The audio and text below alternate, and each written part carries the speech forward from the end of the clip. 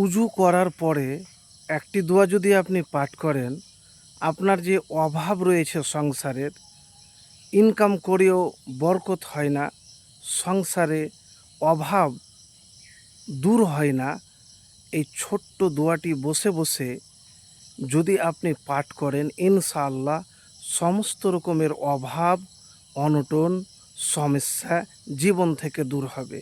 প্রিয় ভাইরা আমার, এই ছোট্ট দোয়াটি রসুলুল্লাহ সাল্লাল্লাহু আলাইহি ওয়াসাল্লাম পাঠ করেছিলেন। তো এই দোয়াটি যখন পাঠ করবেন ৪১ বার বা তার বেশি বা কম, যতটুকুন আমল করতে পারবেন এই দোয়াটি পাঠ করবেন। দোয়াটি হলো, আল্লাহুম্মা ইন্নি আসআলুকা মিন ফাজলিকা ও রহমাতিকা ফাইন্নাহু লা ইয়ামলিকুহা ইল্লা আনতা।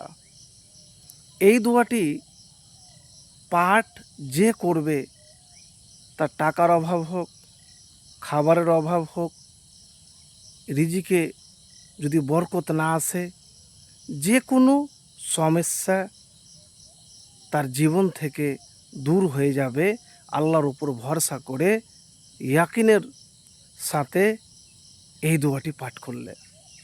কেন? নবী সাল্লাল্লাহু আলাইহি সাল্লাম একদিন বাড়িতে কোনো খাবার পেলেন না, না পেয়ে এই দোয়াটি পাঠ করেছিলেন, আল্লাহুম্মা ইন্নি আসআলুকা মিন ফাজলিকা ও রহমাতিকা ফাইন্নাহু লা ইয়ামলিকুহা ইল্লা আনতা। এর অর্থ, হে আল্লাহ, আমি তোমার কাছে চাই তোমার অনুগ্রহ, তোমার দয়া, কারণ এগুলোর মালিক একমাত্র তুমি।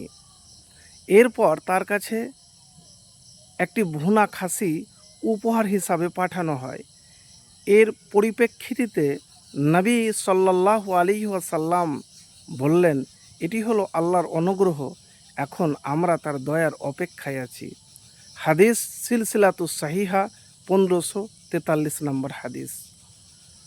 প্রিয় ভাইরা আমার, এই দোয়াটি যদি আপনি পাঠ করেন, ইনশাআল্লাহ আপনার যে সংসারের কষ্ট, ইনকাম করে জোটে না, অভাব দূর হয় না, সমস্ত কিছু জীবন থেকে আপনার দূর হয়ে যাবে।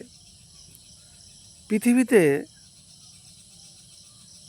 কোনো মানুষই আল্লাহর অনুগ্রহ, দয়া ছাড়া চলতে পারে না। তাই সবসময় আল্লাহর অনুগ্রহ, দয়া কামনা করবেন, আল্লাহর কাছে চাইবেন।